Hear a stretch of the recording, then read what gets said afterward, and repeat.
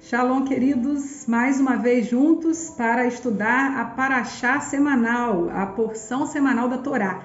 E essa semana nós estamos estudando a 15ª porção da Torá, a continuação da semana passada, que a gente estava falando, da questão da libertação dos hebreus no Egito, as pragas, 7 pragas nós vimos na semana passada, e essa semana a gente vai ver as últimas 3, e também o início da libertação do povo, a celebração ali da primeira Páscoa e essas questões. Como eu sempre falo para vocês, esse estudo completo, ele acontece na quarta-feira e a gente estuda através do Google Meet.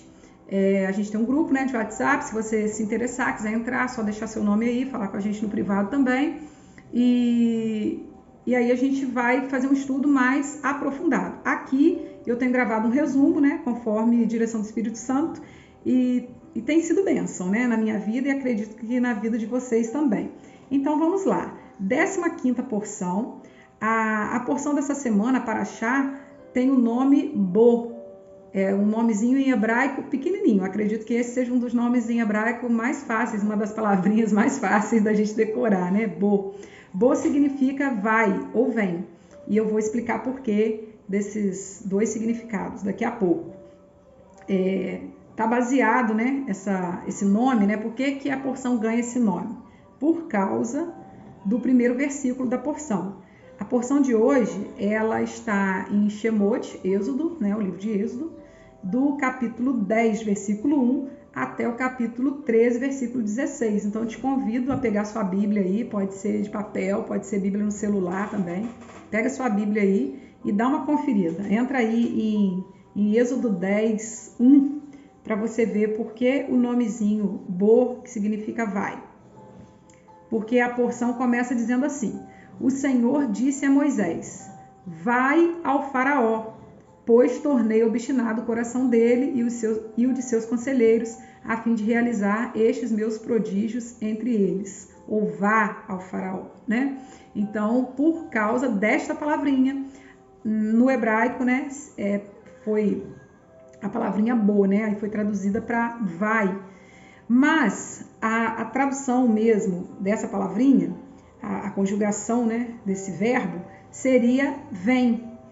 Mas por que ela foi usada então como vai, Porque no caso deste versículo, no caso desta ordem do Eterno para Moisés, tanto faz falar vai ou vem, porque ele estava querendo dizer a mesma coisa. Como assim? Porque quando o Eterno fala com a gente para fazer algo ou ir em algum lugar, ele nos garante que ele vai na frente. Então é como se ele estivesse falando assim: Moisés, vem ao faraó, porque eu já estou aqui, eu vim à sua frente, Ele está à nossa frente quando vem dele, quando a ordem vem dele. Então, bo, traduzido como vai, significa também vem. É como se Deus estivesse falando: vem comigo, vamos lá, eu vou com você, você não está sozinho. Então, olha como que essa porção dessa semana já começa, falando para nós de uma forma muito profunda que nós não estamos sozinhos. Quando Deus nos pede algo, quando Ele nos direciona a fazer algo, Ele nos garante que Ele vai conosco. Ele vai à nossa frente, na verdade. Quando a gente chegar lá, Ele já foi, Ele já está lá nos esperando para nos dar a vitória. Amém? Então, é diferente de quando nós, humanos, pedimos a alguém para fazer alguma coisa por nós, Quando a gente pede, a gente quer que a pessoa vá e resolva, É diferente. Agora, quando o Eterno pede, Ele está garantindo que Ele vai à frente. Então, por isso que a Parashá recebe esse nome, Bo. E aí Moisés foi, Não foi sozinho, foi com o Eterno e anunciou ao faraó a 8ª praga. A 8ª praga que veio sobre o Egito foi a praga dos gafanhotos. Lembrando que cada praga que vinha sobre o Egito punha em juízo um falso deus ali do Egito, Porque os egípcios tinham um deus para cada situação, Um deus para cada coisa. Então, esse falso deus, para quem eles clamavam, não podia fazer nada em relação à contenção daquela praga. E assim aconteceu em todas. A 8ª praga, a praga dos gafanhotos, colocou em juízo, envergonhou o falso deus chamado Set ou Nebet. que em outras culturas é o mesmo Thor, é o mesmo Zeus, é o mesmo Júpiter, é o mesmo falso deus, né? E não vou entrar em detalhes, né? Porque ele também ganha nomes aqui no Brasil, em outras culturas, mas isso aí nós já estudamos, né? No estudo pelo Google Meet, né? No estudo que a gente se aprofunda mais um pouco. A nona praga foram trevas, densas trevas. A Bíblia fala que as trevas foram tantas que dava para apalpar, né? De tanta treva que foi. E essas densas trevas, elas colocaram em juízo o Deus, um dos maiores deuses, né? Um dos mais adorados em todo o Egito, que é o Ra. Ra é o Deus Sol. E ele é adorado e cultuado também até hoje, né? O mesmo Horus. Ele é muito famoso, né? Muito conhecido por causa do olho de Horus, o olho que tudo vê, né? Aquele símbolo. Enfim, né?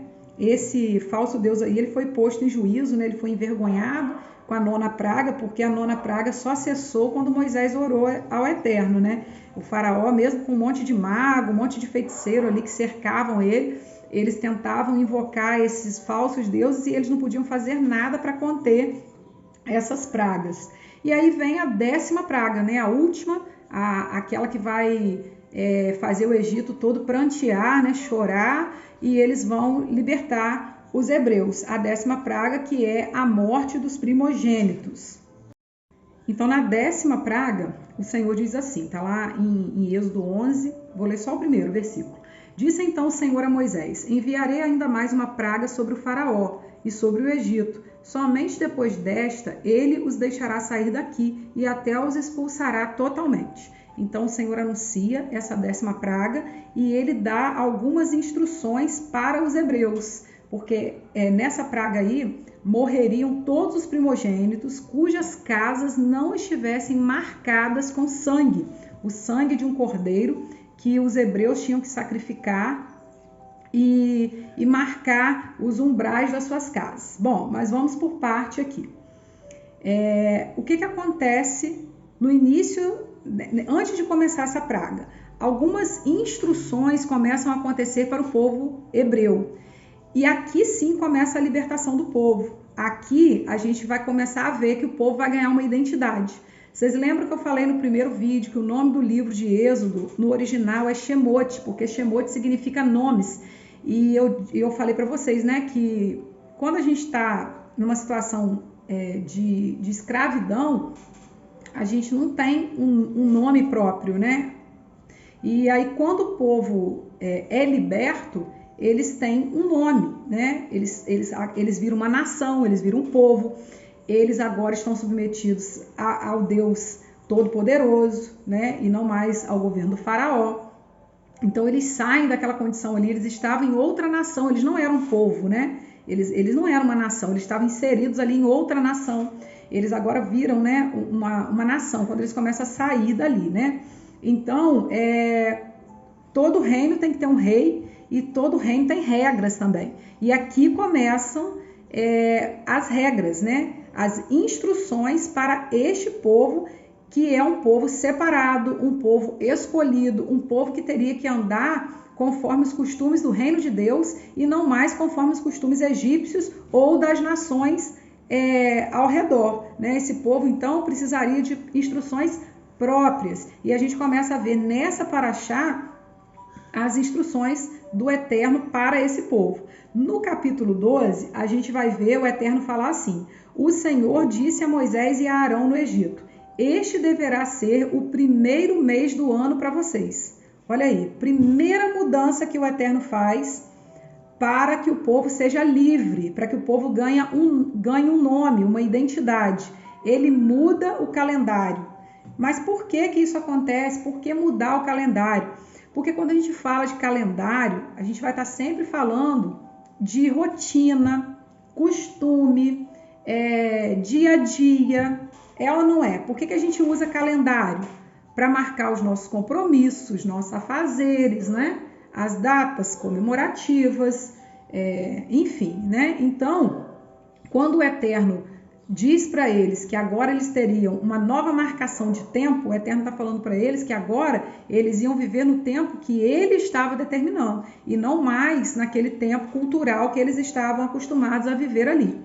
O primeiro mês do calendário, né, o primeiro mês do ano, era o mês de Tishri, que hoje é o 7º mês do calendário.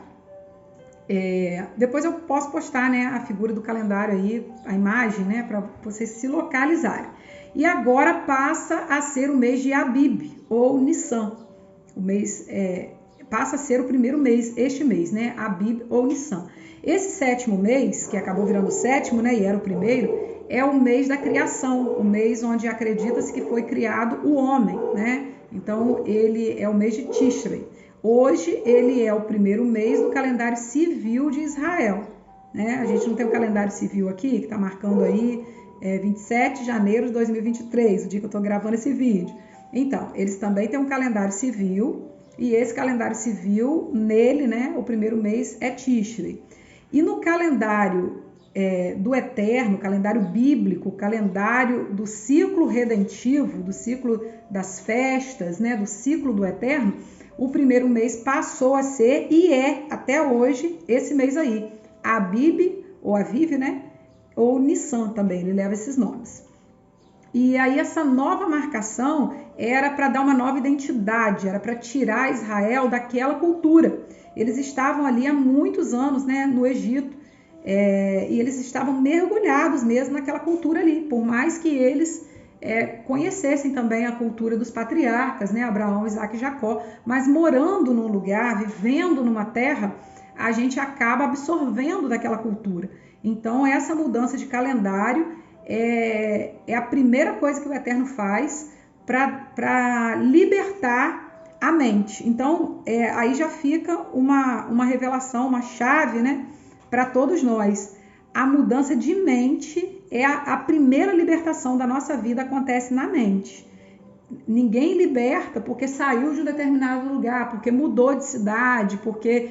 Não. A primeira mudança, a primeira libertação, a primeira chave que tem que virar dentro de nós para a gente alcançar liberdade, seja em que área for, é na nossa mente. Tudo vai começar na nossa mente. Então, mudando o calendário, já se mudava uma mentalidade cultural que estava ali ativa, né, no povo hebreu, devido a eles estarem vivendo no Egito. E aí, com essa instituição deste primeiro mês, né, decorrente a isso, o Eterno também dá outras instruções. Qual era a instrução? No 10º dia deste primeiro mês, desse mês de Aviv ou Nissan, os hebreus deveriam pegar um cordeiro puro, sem mancha, né, sem defeito, e eles tinham que separar esse cordeiro, guardá-lo.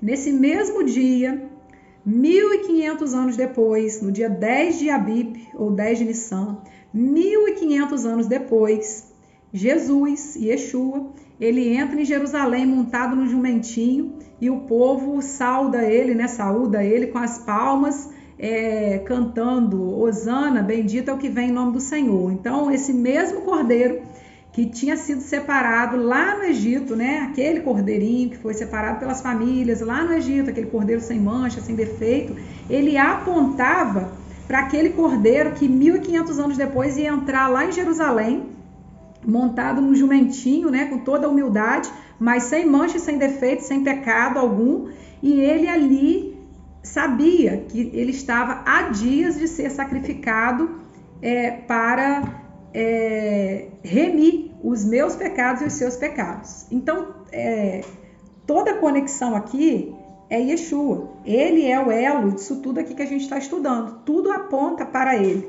Ele é a nossa Páscoa, né? E aqui a gente vai ver que os hebreus estavam se preparando para aprender a celebrar a Páscoa. Era a primeira Páscoa, foi instituída quando eles ainda estavam ali no Egito, e a gente vai entender o porquê, né? O que significa Páscoa e o que aconteceu mais. Então vamos lá.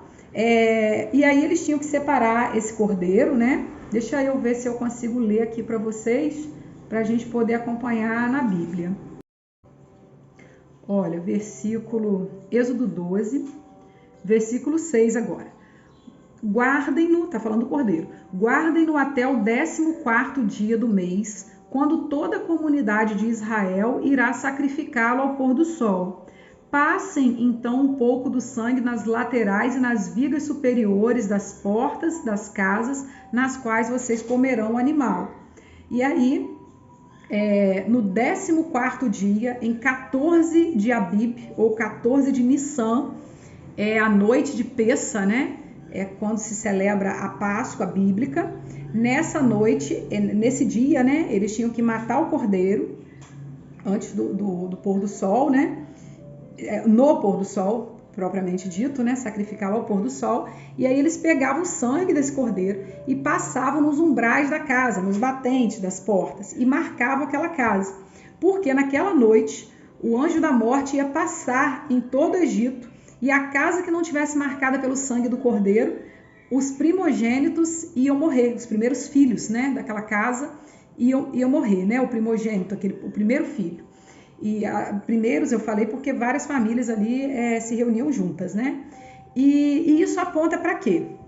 Isso aponta para o sacrifício de Yeshua, né? Porque ele, 1500 anos depois, ele morre nessa data, em 14 de Nissan, e o sangue dele é a nossa garantia, né? O sangue dele é passado quando a gente aceita ele, né, como nosso Salvador, quando a gente recebe ele como nosso Salvador, o sangue dele é passado na nossa vida. O sangue dele é passado nos umbrais da nossa vida. E aí nós estamos livres da morte, da condenação eterna, né? A gente ganha a liberdade, a gente ganha a vida. Então, o sangue do cordeiro, daquele cordeirinho lá no Egito, estava apontando para o sangue de Yeshua, o sangue do Cordeiro de Deus que tira o pecado do mundo. Olha que tremendo, né? Então, nessa noite, eles precisavam fazer essa cerimônia aí, porque o anjo da morte ia passar e matar os primogênitos. E passou, né? E passou e matou os primogênitos de todo o Egito, menos das casas dos hebreus. Isso levou os egípcios a um desespero muito grande, e eles mesmos começaram a clamar para que o povo saísse do Egito, né? Para que o povo de Israel fosse embora dali, para que os hebreus fossem embora. E aí o faraó também decide, né, deixar o povo ir. Então a palavra Pessa, ela significa passagem, saltar, passar por cima, que foi o que aconteceu quando o anjo da morte passou e não feriu os primogênitos dos hebreus, né? O anjo da morte passou por cima das casas que estavam marcadas pelo sangue do cordeiro. Então, Pessa, né, que a gente traduz como Páscoa, significa passagem, passar por cima, saltar. O anjo da morte saltou as casas. Assim acontece comigo e com você, né? Depois que a gente recebe esse sangue de Yeshua na nossa vida. A morte, né, as trevas, elas querem nos atingir, mas elas têm que passar por cima, não pode mais nos alcançar, né? Yeshua, ele venceu a morte, então nós ganhamos esse benefício, a morte teve que passar por cima de nós, né? Assim seja nas nossas vidas. E há alguns elementos que os hebreus foram instruídos para terem ali naquela cerimônia de Pessa, né? E a gente usa até hoje na cerimônia, né, de Pessa, que é o cordeiro, os pães sem fermento e as ervas amargas. Por que esses elementos? Vamos entendê-los. O cordeiro você já entendeu, né, que está falando de Jesus. Os pães sem fermento, o fermento na Bíblia, ele sempre representa orgulho, pecado, algo que está inchado, né, que não está no seu estado normal. Então, o fermento também representa Jesus, né? Aquele que é o pão vivo que desceu do céu, mas é puro, sem pecado.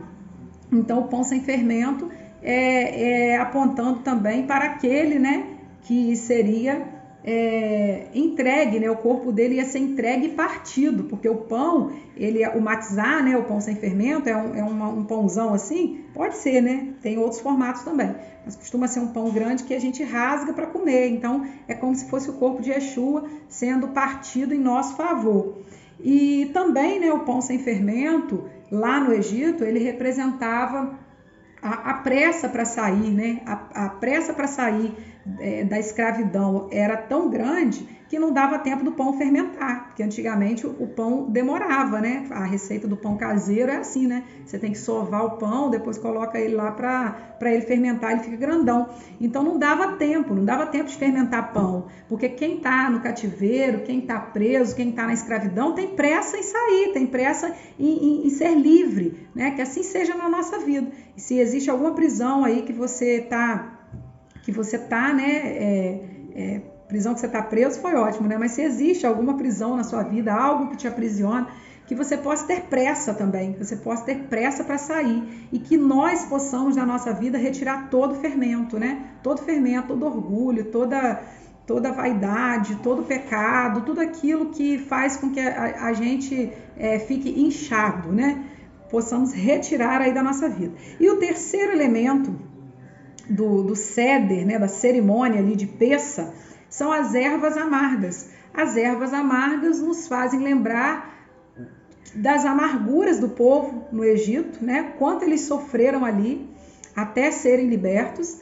Também nos faz lembrar que uma vida sem Deus é uma vida amarga, é uma vida terrível, né? Muito triste. Por mais que em alguns momentos, né? Assim, a princípio, né? A gente possa achar que uma vida sem Deus é uma vida onde você vai fazer o que você quiser, né? Conforme eu falei na semana passada, que liberdade não é isso. Mas a gente sabe que isso aí é um caminho de morte, é um caminho de amargura, de dor. Então as ervas amargas lembram isso, né? Que a vida sem Deus é uma vida amarga. E também fazem lembrar Jesus, né? Porque ele nos tirou da vida amarga. Sem ele, nós ainda estaríamos, né? Presos na amargura do pecado. Mas ele que nos liberta, né? Ele que nos leva para uma terra onde emana leite e mel, a uma vida doce, né? Então é Jesus, é Yeshua que faz isso por nós. Então esses são os três elementos principais do Seder de Páscoa. Aí você pode me perguntar assim, gente, mas eu achei que era o ovo. Não é o ovo. E você também achou que a Páscoa era aquela Páscoa, né? Que conta, tem uma contagem, né? Pós-carnaval, e aí tem uma contagem romana, né? Não, também não é a Páscoa, irmãos. A Páscoa, Pessa, é essa aqui, instituída lá em Êxodo 12 e depois confirmada lá em Levítico 19. Essa é a verdadeira Páscoa. Então, agora eu quero ler aqui o versículo 11 do capítulo 12, que diz assim, olha: ao comerem, estejam prontos para sair, cinto no lugar, sandália nos pés e cajado na mão. Comam apressadamente, essa é a Páscoa do Senhor. Então, por que o Eterno mandou o povo apertar os cintos, né? Cinto no lugar, cintos atados, né? Em cada tradução, em cada versão vai falar de uma maneira, né? Cintos atados, cintos apertados, cinto no lugar, sandálias nos pés e cajado na mão. Por quê? O que isso significa? Bom, quando fala-se de cinto, né? O Eterno, para o povo hebreu que iria sair naquela noite apressadamente do Egito, o cinto apertado, cinto atado, era justamente para eles não pisarem nas roupas, né? Porque eles vestiam túnicas longas, né? Então, saía apressadamente, no meio da noite, né? Dia amanhecendo, eles precisavam estar com as suas vestes, né? Postas de maneira ali que o cinto levantasse um pouco a túnica, né? Ficasse arrumadinho ali para poder sair. Mas a revelação que tem por trás desse decreto aí é que os nossos cintos, né, o nosso cinturão da verdade, lá em Efésios 6, vai falar de uma armadura celestial que todo cristão, né, todo crente tem que ter, e vai falar que a gente tem que colocar um cinturão da verdade. Quem é a verdade? A verdade é Jesus, né? Yeshua, ele é o caminho, a verdade e a vida. Então nós precisamos tê-lo atado, bem apertado na nossa cintura. O cinturão da verdade, que é Jesus, ele precisa estar em nós, né? Ele precisa estar bem firme em nós, aqui na nossa região aqui, do nosso abdômen, né? Aonde a gente, assim, às vezes recebe umas flechadas aí do inimigo, né? O cinturão da verdade, o cinto está apontando para isso, para para uma parte, né, dessa armadura que todo crente tem que ter. Então, cintos atados, cintos bem colocados, para poder sair apressadamente na nossa caminhada, né? E aí depois ele vai falar também de sandália nos pés. Por que sandália nos pés? Bom, seria difícil eles saírem dali descalço, né? Eles iam fazer uma longa caminhada, então eles precisavam estar com os pés calçados. E isso aponta também para a nossa vida. E a gente pode encontrar essa referência também lá em Efésios 6, quando diz que parte dessa armadura são os calçados da pregação do Evangelho da Paz. Os nossos pés têm que estar calçados com a palavra, com a pregação do Evangelho. Quem é a palavra? A palavra é Jesus, ele é o verbo. Ele é o verbo que se fez carne, ele é a palavra. Então, os nossos pés precisam estar calçados dessa palavra. Se você está aqui hoje assistindo esse vídeo, é porque os seus pés estão sendo calçados com esses calçados da pregação do Evangelho da Paz, que é o próprio Jesus, né? E aí a nossa caminhada fica mais segura, a nossa caminhada fica mais ágil, os nossos pés não ficam machucados, porque Ele está conosco. E o terceiro elemento que ele manda o povo também ter, né? Já está tudo com eles, o cinto, as sandálias e o cajado na mão. Cajado, na Bíblia, vai sempre apontar para destino, para autoridade, para responsabilidade, né? O cajado na mão, no caso ali dos hebreus, é porque o cajado auxilia na hora da caminhada, né? Principalmente a caminhada em terrenos pedregosos, escorregadios, né? Ter um cajado na mão sempre ajuda. E o cajado mostra para nós a necessidade de avançar, de prosseguir, né? O cajado representa também o nosso compromisso com a nossa nova vida. Quando saímos da velha vida de pecado, quando saímos da vida de escravidão, estamos indo para a vida do reino de Deus, nós precisamos nos comprometer, né? Não podemos ficar querendo ir e voltar, né? Falar assim, mas eu saí do Egito ontem, mas me deu saudade, vou voltar lá na escravidão rapidinho, né? Só para ver como que os meus amigos lá ficaram. Vou voltar lá no Egito para fazer um churrasco com a galera. Não dá, né, gente? Quando a gente sai dessa vida de escravidão e de pecado, nós precisamos ter compromisso com a nossa nova vida. Então, o cajado fala de compromisso. Geralmente, na Bíblia, quem segurava um cajado eram os pastores de ovelhas, né? Que estavam ali comprometidos com aquele rebanho. E também eles usavam para espantar as feras selvagens, os animais que vinham para pegar as ovelhas. Então, o cajado também vai servir para nos defender. Então, cajado na mão significa isso, né? Que você agora está comprometido com uma nova vida e que você vai usar esse cajado aí para se defender, né, do inimigo quando ele vier te atacar. E aí eu quero terminar lendo o versículo 14 de Êxodo 12, que diz assim: este será, tá falando de Pêssah, tá falando da Páscoa, este será um memorial que vocês e todos os seus descendentes o comemorarão como festa ao Senhor. Comemorem-no como decreto perpétuo. Então, o Eterno diz que esse memorial, né? Por que é um memorial? Porque traz à memória tudo aquilo que aconteceu lá no Egito. E para nós hoje, traz à memória tudo que aconteceu com Yeshua, né? Com Jesus. Ele é a nossa libertação. Mas nós também lembramos, né? Dos nossos antepassados lá no Egito. Então, esse decreto de celebrar Pêssah é um decreto perpétuo. Não é algo opcional, não é algo que foi revogado, não é algo que caiu em desuso, que está fora de moda. Esse é um decreto perpétuo.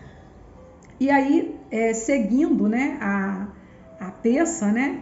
Uma outra celebração que vem logo em seguida, que está aqui no versículo 15, o Eterno diz assim: durante 7 dias comam pão sem fermento. No primeiro dia tirem de casa o fermento, porque quem comer qualquer coisa fermentada do primeiro ao 7º dia será eliminado de Israel. Então essa é a festa dos pães ázimos. Durante 7 dias celebra-se essa festa, né? Depois da noite de Pêssah.